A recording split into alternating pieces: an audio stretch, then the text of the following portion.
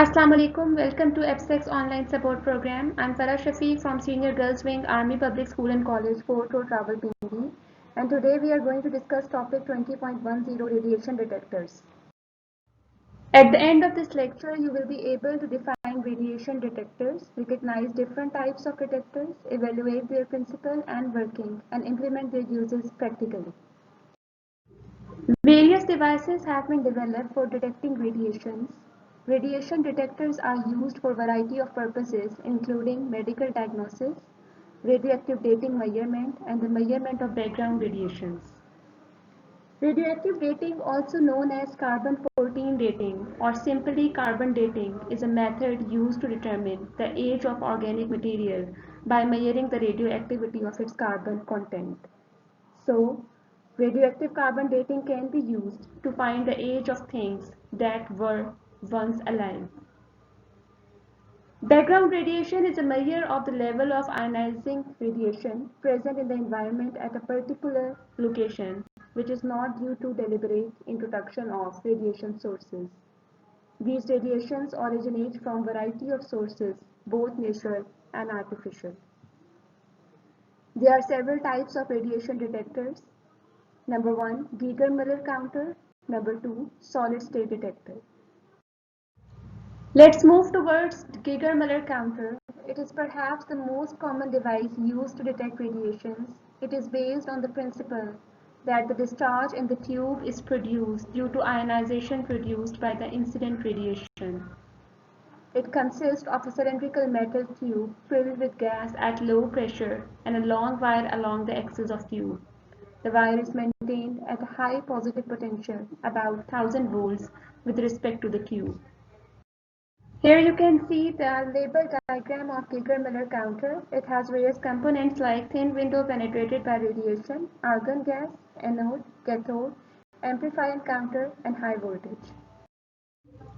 Now we will see the working of Geiger-Müller counter. When a high-energy particle or photon enters the tube through a thin window at one end, some of atoms of gas become ionized. The electrons removed from the atoms are attracted towards the wire, and in the process they ionize other atoms in their path. This results in avalanche of electrons, which produce a current pulse at the output of the tube. Now, what is avalanche of electron? An electron avalanche is a process in which a number of free electrons in a transmitted medium are subjected to strong acceleration by an electric field and subsequently collide with other atoms of medium, thereby ionizing them. After the pulse is amplified, it can either use to trigger an electronic counter or deliver to a loudspeaker which clicks each time a particle enters the detector. Here the word trigger as a verb means to function. The positive ions take several hundred times as long to reach the outer cathode because positive ions are very massive than the electrons. During this time, further incoming particles cannot be counted, and this time is called the dead time of the counter, that is approximately 10 raised to the power minus 4 seconds. Now let's move towards another type of detector, that is solid-state detector. A solid-state detector or semiconductor detector is essentially a reverse bias p-n junction. The concept of p-n junction is found in chapter number 17, page number 276. Junction diode is formed by placing a p-type crystal within contact with n-type crystal and subjected to high pressure so that it becomes a single piece. p-n junction has special properties such as rectification. At the junction, electrons from n-type fill the vacancies in p region, thus negative and positive ions are formed. These ions create an electric field directed from n to p-type region. It stops further diffusion of electrons and holes and maintains the separation of charge carriers. The junction region is now free of mobile charges and it is called depletion region or layer. The principle of solid-state detector is based on the fact that when radiation is allowed to enter the depletion region, electron-hole pairs are produced. Now let's move towards the construction of solid-state detector. Here you can see the figure of solid-state detector in which n-type crystal and p-type crystals are connected, and in between there is depletion region, which we know that depletion region is the region in which no mobile particles are present. Now you can see that it is a specially designed p-n junction. It is connected in reverse bias so that no current can flow through it when radiations are not falling on it.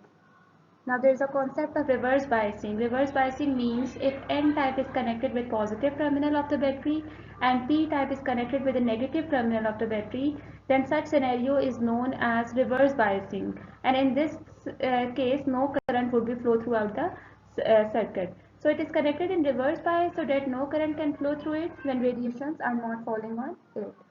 It is a device which passes current readily when forward biased and stops the current when reverse biased. Forward biasing is a process in which N-type is connected with the negative terminal of the battery and P-type is connected with the positive terminal of the battery. And in such situation, current flows through the circuit. Now we will see how solid-state detector works. As an energetic particle passes through the junction, electrons and holes are created simultaneously. The internal electric field sweeps the electrons towards the positive side of the junction and holes towards the negative side. This creates a pulse of current that can be measured with any electronic counter. In a typical device, the duration of pulse is about 10 raised to the power minus 7 seconds. Solid-state detector has many practical applications. They are used to detect low-energy particles. They are small in size comparatively and operate at low voltage. Solid-state counter can count very fast. These are most useful to detect alpha and beta particles. Specially designed detector can be used to detect high-energy gamma rays. It's end of today's lecture. Thank you. Have a good day.